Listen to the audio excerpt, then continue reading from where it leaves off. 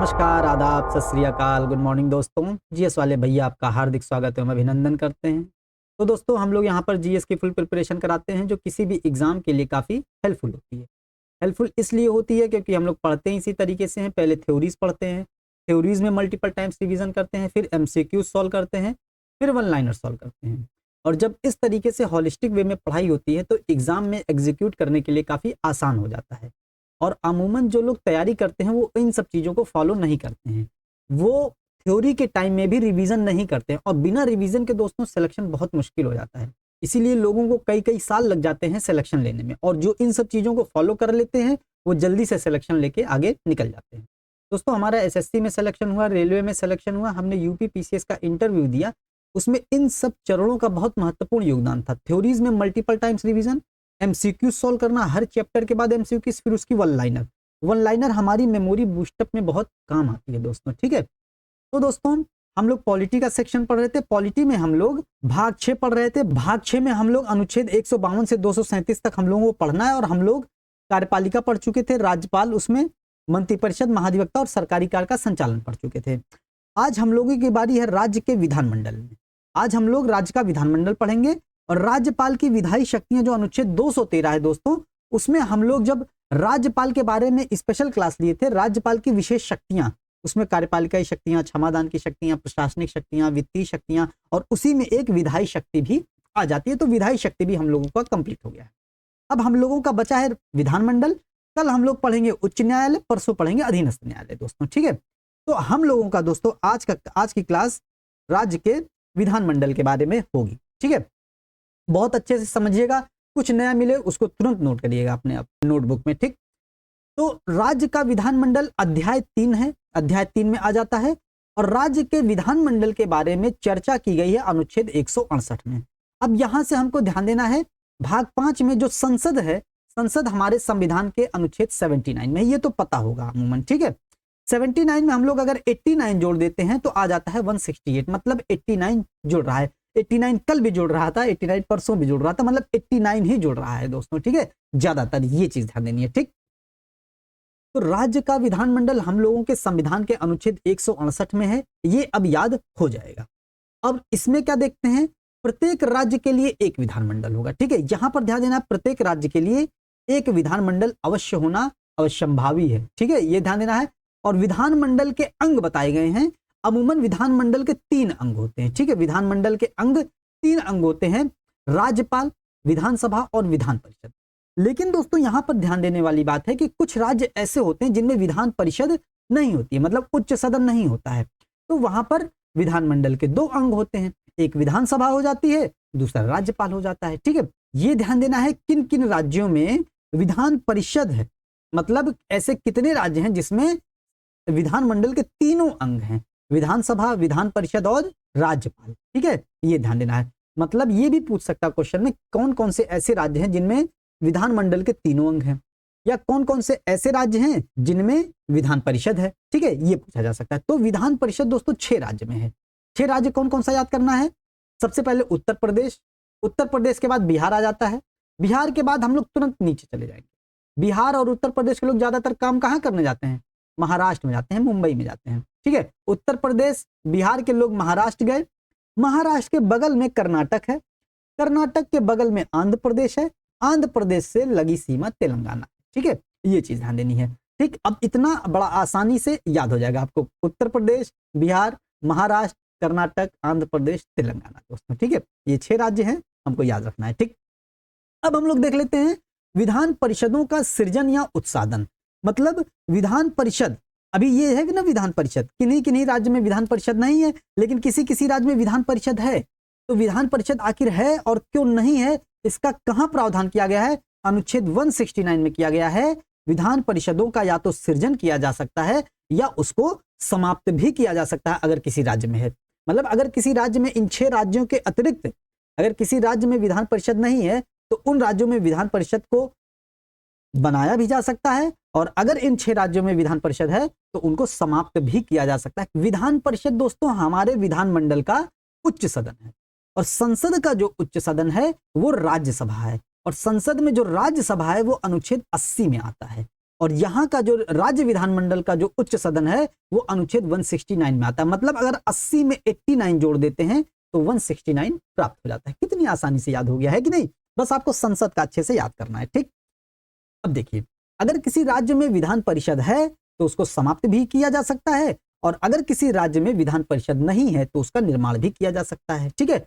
और इसका अधिकार किसको है दोस्तों? तो ये ध्यान देना है, पूछ लेता क्वेश्चन, इसका अधिकार संसद को है। बहुत इंपॉर्टेंट है। लेकिन संसद इसको तभी प्रयोग कर सकती है, संसद विधान परिषदों का सृजन या उत्सादन तभी कर सकती है, निर्माण या समाप्त तभी कर सकती है जब उस राज्य की विधानसभा विशेष बहुमत से प्रस्ताव पारित कर दे। उस राज्य की विधानसभा विधान परिषद के सृजन या विधान परिषद के उत्सादन के लिए विशेष बहुमत से अगर प्रस्ताव पारित कर देती है तो संसद जो है उस राज्य में विधान परिषद का या तो सृजन कर देती है या तो उत्सादन कर देती है, जिसलिए अगर वो प्रस्ताव पास होता है, ठीक है। ये ध्यान देना है। अब विशेष बहुमत क्या है? विशेष बहुमत इसमें माना गया कुल सदस्यों का साधारण बहुमत, विधानसभा की कुल सदस्यों का साधारण बहुमत और उपस्थित और मतदान करने वालों का 2/3। मतलब मान लेते हैं वर्तमान विधानसभा में अधिकतम कितनी सीटें हैं? अधिकतम 500 सीटें हो सकती हैं, ठीक है। मान लेते हैं उत्तर प्रदेश विधानसभा में 404 हैं, लेकिन मान लेते हैं, इसको मोटा मोटा ले लेते हैं, 402 है, ठीक है। अब इसका 402 का 2/3 करेंगे तो कितना आ जाएगा दोस्तों? 3 किन्ने 3, 3 त्रिका 9 और 3 चौक 12। अब 134 का 2 गुना कितना हो जाएगा? 268, ठीक है। मतलब उपस्थित और मतदान करने वालों का 268 मत होना, उपस्थित और मतदान करने वालों का 2/3 ये 268 होना चाहिए। और जितने हैं विधानसभा की कुल सदस्यों का साधारण बहुमत, मतलब मान लेते हैं विधानसभा में कुल 404 वर्तमान में हैं, विधानसभा में कुल सदस्य, तो 404 का आधा कितना? 202। मतलब ये दोनों सेटिस्फाई होना चाहिए, ठीक है। अगर मान लेते हैं उस समय उपस्थित और मतदान करने वाले कितने हैं? 102 हैं। 102 का 2/3 अगर लेते हैं तो कितना हो जाएगा? 3 त्रिका 9, 3 चौक 12, 34 दूनी 68, 68 ही हुआ उपस्थित और मतदान करने वालों का 2/3। तो ये नहीं माना जाएगा। क्यों? क्योंकि ये 202 ये 50% को सेटिस्फाई नहीं कर रहा है। मतलब 50% इतना, मतलब 2/3 उपस्थित और मतदान करने वालों का 2/3 इतना होना चाहिए कि 50% को पूरा कर दे वो, ठीक है। ये चीज ध्यान देनी है, ठीक। अब यहां से एक चीज और देखनी है कि ये जो विशेष बहुमत का प्रावधान है, विशेष बहुमत हमारे संविधान में संवैधानिक संशोधन भी किया जाता है विशेष बहुमत से, लेकिन विधान परिषद के सृजन और उत्सादन के संबंध में किया गया विशेष बहुमत से यह प्रावधान संविधान संशोधन नहीं माना जाएगा दोस्तों, ठीक है। इंपॉर्टेंट है, ध्यान देना है ये। अब हम लोग देख लेते हैं विधानसभा की संरचना। विधानसभा हमारे विधानमंडल का निम्न सदन है।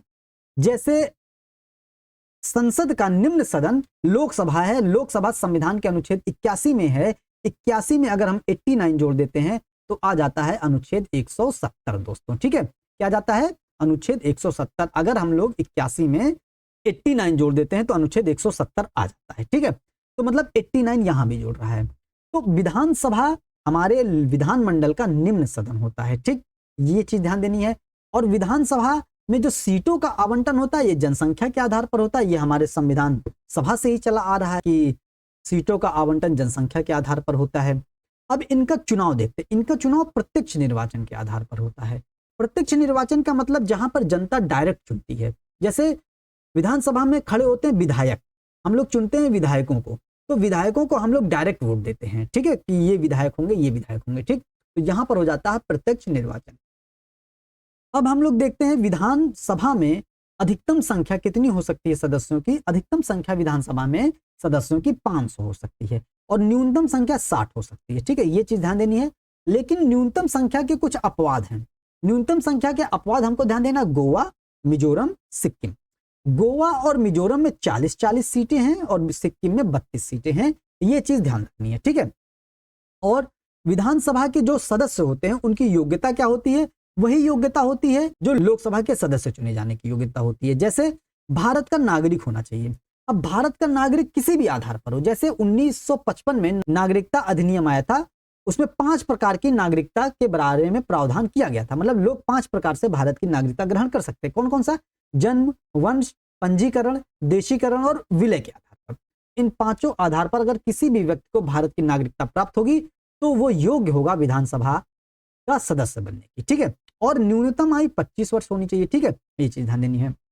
और विधानसभा का जो कार्यकाल होता है वो 5 वर्ष होता है, मतलब प्रथम अधिवेशन की तारीख से उसका कार्यकाल 5 वर्ष होगा, लेकिन कार्यकाल में उसके वृद्धि भी की जा सकती है 5 वर्ष से, ठीक है। और कार्यकाल में वृद्धि कब की जा सकती है? हम लोग आपातकाल, हम लोग जब राष्ट्रपति का पढ़ रहे थे तो उसमें पढ़े थे, आपातकाल के दौरान लोकसभा और विधानसभा के कार्यकाल की वृद्धि की जा सकती है, लेकिन यह वृद्धि संसद विधि द्वारा बनाएगी, ठीक है। ये नहीं कि विधानमंडल विधि द्वारा निर्माण कर देगी, ठीक है। संसद बनाती है विधि द्वारा, संसद के विधि के माध्यम से लोकसभा और विधानसभा के कार्यकाल को आपातकाल के दौरान 1 वर्ष के लिए बढ़ाया जा सकता है, ठीक है। एक बार में 1 वर्ष से अधिक नहीं बढ़ेगा, मतलब एक बार में 1 वर्ष से अधिक नहीं बढ़ेगा। और कितनी भी बार बढ़ाया जा सकता है इसको, ठीक है, मतलब इसको कितनी भी बार बढ़ाया जा सकता है, लेकिन एक बार में केवल 1 वर्ष, ठीक, ये चीज ध्यान देनी है। अब मान लीजिए आपातकाल की उद्घोषणा थी, अब आपातकाल की उद्घोषणा समाप्त हो गई।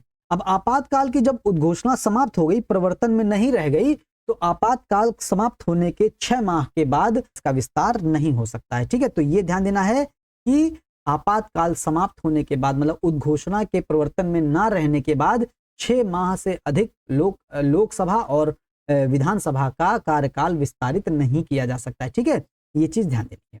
अब हम लोग देख लेते हैं विधान परिषद की संरचना। विधानसभा की संरचना हो गई है, अब विधान परिषदों की संरचना देख लेते हैं। विधान परिषद में कितने सदस्य होते हैं, या विधान परिषद की संरचना क्या होती है। अब विधान परिषदों की संरचना में अनुच्छेद 171 आ जाता है। अनुच्छेद 171 में विधान परिषद की संरचना के तहत बताया गया है इसके सदस्यों की संख्या कितनी होनी चाहिए। तो दोस्तों, इसके सदस्यों की संख्या विधानसभा की 1/3 होनी चाहिए, 1/3 से अधिक नहीं होनी चाहिए, ठीक है, विधानसभा की। और विधानसभा में सदस्य संख्या वर्तमान में कितनी है उत्तर प्रदेश की? उत्तर प्रदेश की 404 है, तो इससे अधिक नहीं होनी चाहिए, ठीक है, 404 की 1/3 से अधिक नहीं होनी चाहिए। और वर्तमान में उत्तर प्रदेश की विधान परिषद की सदस्य संख्या कितनी है? 100 सीटें हैं वहां पर, ठीक है, 100 सदस्य संख्या है, ठीक, ये ध्यान देना है। और न्यूनतम कितनी होनी चाहिए? न्यूनतम 40 होनी चाहिए, और 40 से कम नहीं होनी चाहिए, ठीक है। मतलब अगर हम यहां से ऐसे देखें कि विधानसभा में कितनी सदस्य संख्या न्यूनतम होनी चाहिए, तो न्यूनतम अगर विधान परिषद में 40 न्यूनतम है, तो इसका 3 गुना न्यूनतम जो है कितना होना चाहिए? विधानसभा में होना चाहिए, मतलब 120 जो है सीटें विधानसभा में न्यूनतम होना चाहिए। तब अगर इसका 120 का अगर हम 1/3 करते हैं तो 40 आ जाता है, और न्यूनतम 40 से कम होनी नहीं चाहिए, ठीक है। तो यहां से ये चीज देख सकते हैं, लेकिन ऐसा क्वेश्चन पूछा नहीं जाएगा दोस्तों, ठीक है, ये चीज हो गई। अब विधान परिषद की संरचना में विधान परिषद के जो सदस्य होते हैं उनका चुनाव कैसे किया जाता है? तो उनका चुनाव दोस्तों अप्रत्यक्ष रूप से किया जाता है, जनता डायरेक्ट नहीं चुनती है, ठीक है, विधान परिषद के सदस्यों को। तो कैसे चुना जाता है अप्रत्यक्ष रूप से, ये देखते हैं।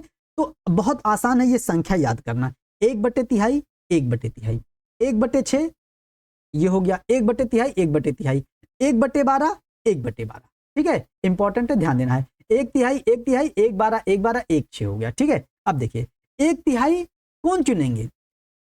विधान परिषद के जितने भी सदस्य हैं, विधान परिषद के जितने भी सदस्य चुने जाने हैं उसमें से एक, मान लीजिए हैं विधान परिषद में न्यूनतम 40 सीटें हैं। अब विधान परिषद में हम लोग मान लेते हैं 60 हैं, मान लेते हैं किसी विधान परिषद में 60 सदस्य होने चाहिए। अब उस 60 सदस्य का 1/3 विधानसभा के द्वारा चुना जाएगा। 1/3 कितना हो गया? 20 विधानसभा के द्वारा चुना जाएगा, ठीक है, उस राज्य की विधानसभा के द्वारा। अब और 1/3 स्थानीय इकाइयों के द्वारा, जो स्थानीय इकाइयां होती हैं, नगर पंचायत, ग्राम पंचायत हो गया, उनके द्वारा 1/3 चुना जाएगा। अब 1/3 कितना हो गया? और 20, मतलब 40 हो गए। अब देखिए 1/6 सदस्य राज्यपाल के द्वारा चुने जाएंगे। अब राज्यपाल कैसे चुनेंगे? राज्यपाल साहित्य, कला, विज्ञान, समाज सेवा और सहकारिता, 5 क्षेत्र हैं। सहकारिता अलग आ जाता है दोस्तों, ध्यान देना है। जब राज्यपाल की विधायी शक्तियां पढ़ रहे थे उसमें भी पढ़े थे, और ये अनुच्छेद 171 के अंतर्गत है। यहां से रिवीजन हो गया होगा, ठीक है, अनुच्छेद 171 के तहत। तो राज्यपाल विधान परिषद में 1/6 सदस्यों को मनोनीत करता है, साहित्य, कला, विज्ञान, समाज सेवा और सहकारिता। राष्ट्रपति के पास सहकारिता का क्षेत्र नहीं है, ध्यान देना है, ठीक है, राष्ट्रपति के पास सहकारिता का क्षेत्र नहीं है, ठीक। अब देखिए 1/6 कितना हो गया? इसका 10 हो गए, ठीक, 1/6 10 हो गए, 20 20 40 10 50, अभी बचे 10। अब देखिए 1/12 पूर्व स्नातकों के द्वारा और 1/12 माध्यमिक स्तर के शिक्षक के द्वारा। अब यहाँ पे ये ध्यान देना 1/12 सदस्य पढ़ने लिखने वाले विद्यार्थियों के द्वारा स्नातक हो गए और 1/12 टीचरों के द्वारा, मतलब पढ़ने वाले और पढ़ाने वाले दोनों के द्वारा 1/12 सदस्य, ठीक है। और 1/12 और ऐसे होने चाहिए जो न्यूनतम 3 वर्ष से स्नातक कर रहे हो या न्यूनतम 3 वर्ष से अध्यापन का कार्य कर रहे हो। मतलब अगर स्नातक हैं तो उनको न्यूनतम 3 वर्ष स्नातक का हो जाना चाहिए, ठीक है। और अगर वो माध्यमिक स्तर के शिक्षक हैं तो उनको 3 वर्ष पहले पढ़ाने के कार्य में संलग्न हो, तो ये हो जाता है। तो 1/12 कितना हो गया, 12 पंचे 60 और 12 पंचे 60, तो कितने हो गए, 20 20 40 10 50 5 55 5 60, तो ये 60 सदस्य हो जाते हैं, ठीक है। मतलब जितने भी विधान परिषद के सदस्य होंगे, विधान परिषद के सदस्यों का 1/3 विधानसभा, 1/3 स्थानीय इकाई, मतलब ये देखिए ये दोनों एक तरीके के आ गए और ये दोनों एक तरीके के, एक ग्रुप बन गया और राज्यपाल का एक अलग ग्रुप बन गया। मतलब 1/3 विधानसभा, 1/3 स्थानीय निकाय, 1/6 राज्यपाल, 1/12 स्नातक और 1/12 शिक्षक। इतना ध्यान रख लेना है, काम तमाम हो जाएगा, ठीक है। ये चीज हो गई। अब इनकी योग्यता क्या होती है, इनकी योग्यता वही है जो राज्यसभा के सदस्य की योग्यता है, मतलब भारत का नागरिक हो, किसी भी प्रकार से भारत का नागरिक हो, न्यूनतम 30 वर्ष की आयु का हो, ठीक है। ये चीज ध्यान देनी है। अब कार्यकाल विधान परिषद का कितना होगा, विधान परिषद का कार्यकाल हम लोग पूछा जाता है क्वेश्चन, विधान परिषद का कार्यकाल कितना होता है, तो विधान परिषद का कार्यकाल नहीं होता क्योंकि विधान परिषद का कभी विघटन नहीं होता है, लेकिन विधान परिषद के सदस्यों का कार्यकाल होता है। सदस्यों का कार्यकाल 6 वर्ष होता है। इंपॉर्टेंट है क्योंकि विधान परिषद स्थायी सदन है, उच्च सदन है, उच्च सदन होने के कारण स्थायी सदन है, जैसे कि राज्यसभा है, तो इसका विघटन नहीं होता है। इसके सदस्यों का कार्यकाल समाप्त होता है 6 वर्ष और 1/3 सदस्य प्रत्येक दूसरे वर्ष सेवानिवृत्त हो जाते हैं। 1/3 सदस्य प्रत्येक दूसरे वर्ष, ठीक। अगर इसका उल्टा कर देंगे, रेसिप्रोकल कर देंगे तो 6 आ जाता है, ठीक है। तो कभी कभी हम लोग कंफ्यूजन होता है 2/3 है कि 1/3 है, तो 1/3 सदस्य और 2 हैं, ठीक है, 2 वर्ष तक 1/3 सदस्य हर दूसरे वर्ष सेवानिवृत्त होंगे। तो 1/3 का अगर रेसिप्रोकल उल्टा कर देंगे तो 3 × 2 हो जाता है, 6 वर्ष आ जाता है, ठीक है। यहां से ये चीज ध्यान देनी है, ठीक। इंपॉर्टेंट, हर जगह गणित रीजनिंग हर जगह लगती है, ठीक है, ये चीज ध्यान देनी। अब देखते हैं हम लोग, विधान परिषद हो गया, विधानसभा हो गया, ठीक है। अब हम लोग देख लेते हैं विधानसभा के सत्र का सत्रावसान, सत्र का आवाहन और सत्र का विघटन, ठीक है। कौन करता है, राज्यपाल करते हैं, राज्यपाल की विधायी शक्ति में पढ़ चुके थे, ठीक है। और राज्यपाल करते हैं अनुच्छेद 174 के तहत। ऐसे ही राष्ट्रपति करते हैं सत्र का सत्रावसान, सत्र का आवाहन, सत्र का विघटन अनुच्छेद 85 के तहत।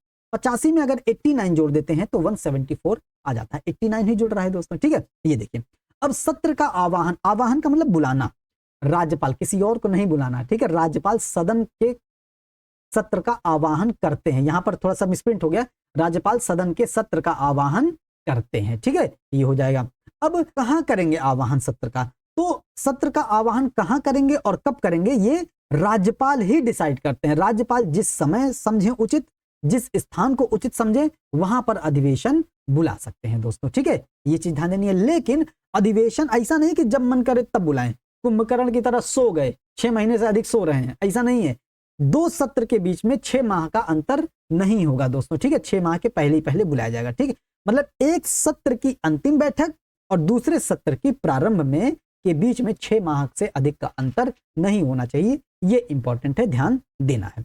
और सत्र का सत्रावसान कौन करता है, राज्यपाल करता है, और सत्र का विघटन भी राज्यपाल करता है। लेकिन सत्र का स्थगन दोस्तों कौन करता है, लोकसभा में लोकसभा अध्यक्ष और विधानसभा में विधानसभा अध्यक्ष करता है, ठीक है, ध्यान देना है। स्थगन अध्यक्ष करेगा, जबकि सत्र को आवाहन, सत्रावसान और विघटन राष्ट्रपति और राज्यपाल करते हैं, ठीक, इंपॉर्टेंट है, ध्यान देना है।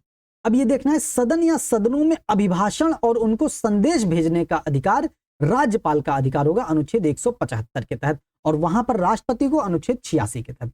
86 में 89 जोड़ देंगे तो 150, सब क्रम से ही है दोस्तों, है कि नहीं, एक साथ जुड़ रहे हैं सब क्रम से, ठीक, इंपॉर्टेंट है, ध्यान देना है, ठीक। अब देखिए 150 सदन मतलब राज्यपाल किसी भी सदन को, चाहे विधानसभा हो चाहे विधान परिषद हो या दोनों सदन को, अभिभाषण कर सकता है दोनों सदनों में, या उनको कोई संदेश भेज सकता है, या किसी एक सदन को संदेश भेज सकता है, या दोनों सदनों को समवेत एक साथ संदेश भेज सकता है, ठीक है, इंपॉर्टेंट है। अब अगला आ जाता है राज्यपाल का विशेष अभिभाषण। राज्यपाल अपना विशेष अभिभाषण देते हैं 2 अवसरों पर, और ये 2 अवसर किस अनुच्छेद में नहीं थे, अनुच्छेद 176 में। जैसे उधर राष्ट्रपति अनुच्छेद 87 के तहत राष्ट्रपति का विशेष अभिभाषण था, और 87 में अनुच्छेद 87 में 89 जोड़ देते हैं तो 176 प्राप्त हो जाता है, ठीक है, कितना आसान है याद करना, ठीक। पढ़ेंगे ऐसे पूरी जीएस आपके टिप्स और आपके लिप्स पर होगी दोस्तों, ठीक है। इंपॉर्टेंट है, ध्यान देना है। अब यहां पर ऐसे कोई नहीं बताया होगा आपको, ठीक है। ऐसे बताए भी होंगे तो बहुत कम लोग बताए होंगे, ठीक है। ऐसा आपको कहीं नहीं मिलेगा, ऐसा नोट्स, इस तरीके का एक्सप्लेनेशन, इस तरीके की आसान भाषा में समझाना दोस्तों, ठीक है। अब देखिए, राज्यपाल का विशेष अभिभाषण अनुच्छेद 176 में है, 2 अवसर पर है विशेष, और ये भी कई बार पढ़ चुके हैं, ठीक है। राष्ट्रपति में भी, राज्यपाल में ही विधायी शक्तियों में पढ़ चुके हैं और अब आज फिर पढ़ रहे हैं, ठीक है। अब देखिए 2 अवसर कौन सा है? प्रत्येक वर्ष का प्रथम सत्र, प्रत्येक वर्ष का, मान लीजिए अभी जो सत्र आया था बजट सत्र, मान लेते हैं प्रथम सत्र था, तो प्रत्येक वर्ष का जो प्रथम सत्र होगा, प्रथम सत्र के पहले राज्यपाल का विशेष अभिभाषण होता है और उस विशेष अभिभाषण पर धन्यवाद प्रस्ताव भी पास किया जाता है, ठीक है। चाहे राज्यपाल का हो चाहे राष्ट्रपति का हो, इंपॉर्टेंट है, ध्यान देना है, ठीक। और ये तो पहला हो गया, प्रत्येक वर्ष का प्रथम सत्र। दूसरा, प्रत्येक निर्वाचन के पश्चात लोकसभा, यहां भी देखिए लोकसभा गलत आ गया है, प्रत्येक निर्वाचन के पश्चात विधानसभा का, ठीक है, विधानसभा होगा यहाँ, ठीक है। प्रत्येक निर्वाचन के पश्चात विधानसभा का जब पहला सत्र होगा तो यहां पर राज्यपाल का विशेष अभिभाषण होगा, ठीक है। ध्यान देना है, इंपॉर्टेंट है। मतलब जब विधानसभा का चुनाव होगा, नई विधानसभा का गठन होगा, उस विधानसभा के बाद जब पहली मीटिंग होगी तो उस मीटिंग के पहले राज्यपाल का विशेष अभिभाषण होता है दोस्तों, ठीक है। ये चीज ध्यान देनी है। अब हम लोग देखते हैं मंत्रियों और महाधिवक्ता के अधिकार। मंत्रियों और महाधिवक्ता के अधिकार, महाधिवक्ता उधर महान्यायवादी, जैसे इधर महाधिवक्ता उधर महान्यायवादी, जैसे इधर मंत्री और महाधिवक्ता ऐसे ही उधर मंत्री और महान्यायवादी अनुच्छेद 88 में था, ठीक है। मंत्रियों और महान्यायवादी के अधिकार अनुच्छेद 88 में था, ठीक है। महान्यायवादी अनुच्छेद 76 में था, वो तो अलग बात हो गई। यहां मंत्रियों और महाधिवक्ता के अधिकार की बात हो रही है, तो मंत्रियों और महान्यायवादी का अधिकार 88 में था, और अगर 88 में 89 जोड़ देते हैं तो क्या प्राप्त हो जाता है? 177 प्राप्त हो जाता है, ठीक है। सब एक क्रम से है दोस्तों, ठीक। अब जो मंत्री और महान्यायवादी का अधिकार उन लोगों को प्राप्त था, वही मंत्रियों और महाधिवक्ता का अधिकार विधानसभा में प्राप्त है। अगर आप लोग वो चीज देखे होंगे तो आपको यहां पर बहुत अच्छे से समझ में आ रहा होगा, ठीक है। अब देखिए, विधानमंडल के दोनों सदनों की कार्यवाही में शामिल हो सकते हैं, शामिल होने का अधिकार है मंत्री को भी महाधिवक्ता को भी। ऐसा नहीं है कि कोई मंत्री है, विधानसभा का सदस्य है, तो विधान परिषद की मीटिंग में भाग नहीं ले सकता है, विधान परिषद के कार्यवाही में भाग नहीं ले सकता है। केवल मंत्री भाग लेगा और महाधिवक्ता भाग लेगा। यह नहीं कि कोई भी विधायक होगा भाग लेगा, नहीं। ऐसा विधायक जो मंत्री होगा वो किसी भी सदन की कार्यवाही में भाग ले सकता है, ठीक है। ये नहीं कि सभी विधायक भाग लेंगे, इंपॉर्टेंट है, यहां समझिएगा बात को, ठीक है। तो मंत्री विधानमंडल के दोनों सदन की कार्यवाही में भाग ले सकते हैं और महाधिवक्ता भी दोनों सदन की कार्यवाही में भाग ले सकते हैं।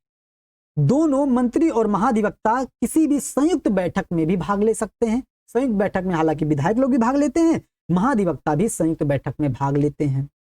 विधानमंडल की किसी समिति में जिसमें मंत्री या महाधिवक्ता का नाम सदस्य के रूप में दिया गया हो, भाग ले सकता है। लेकिन महाधिवक्ता और महान्यायवादी से संबंधित एक बात ध्यान रखना है, वो संसद के, वो विधानमंडल के किसी भी सदन में भाग ले सकते हैं, कार्यवाही में भाग ले सकते हैं, समिति में, जिस समिति में सदस्य के रूप में उनका नाम निर्देशित होगा उस समिति में भाग ले सकते हैं, लेकिन कहीं भी मतदान नहीं कर सकते हैं दोस्तों, ठीक है।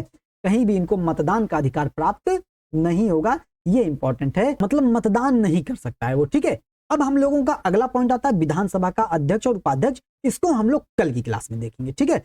आज हम लोगों ने जितना भी पढ़ा इसको जाके अच्छे से रिवाइज करिएगा, पूरा एक बार में समझ में आ जाएगा। आज हम लोगों ने पढ़ा मंत्री और महाधिवक्ता के अधिकार, राज्यपाल का विशेष अभिभाषण, विधानमंडल का सत्र, सत्रावसान और विघटन, विधान परिषदों की संरचना और विधानसभा की संरचना, विधान परिषदों का सृजन या उत्साधन और राज्य विधानमंडल। मतलब अध्याय 3 का जो राज्य का विधानमंडल था, इसका बहुत इंपॉर्टेंट भाग हम लोग पढ़ लिए हैं। अब कल हम लोग पढ़ेंगे विधानसभा के अध्यक्ष और उपाध्यक्ष, विधान परिषद के अध्यक्ष और उपाध्यक्ष, उनके कार्य क्या होते हैं, सेवा शर्तें क्या होती हैं, ये सब हम कल समाप्त कर लेंगे। और परसों हम लोग पढ़ेंगे दोस्तों उच्च न्यायालय, नरसों पढ़ेंगे हम लोग अधीनस्थ न्यायालय दोस्तों, ठीक है। तो दोस्तों उम्मीद करते हैं सेशन आपको पसंद आता होगा। सेशन में कोई प्रकार की फालतू की बात नहीं होती है, टू द ओरिएंटेड टॉपिक होता है हम लोगों का, क्योंकि समय आपका कीमती है, बहुत कीमती है दोस्तों। मन लगा के पढ़िए, मेहनत से पढ़िए, पैसा बहुत मुश्किल से आता है दोस्तों, मतलब पैसा यहाँ पर नहीं लिया जा रहा है किसी प्रकार का, फिर भी आप लोग जो भी पढ़ रहे हैं समय खर्च होता है, उसमें पैसा भी लगता है। नेट डला रहे हैं तो नेट में तो पैसा लगता है, पैसा घर वालों से आता है, ठीक है। तो ये चीजें इंपॉर्टेंट हैं, अपना समय और पैसे का सदुपयोग कीजिए। मिलते हैं अगले सेशन में। जय हिंद, जय भारत।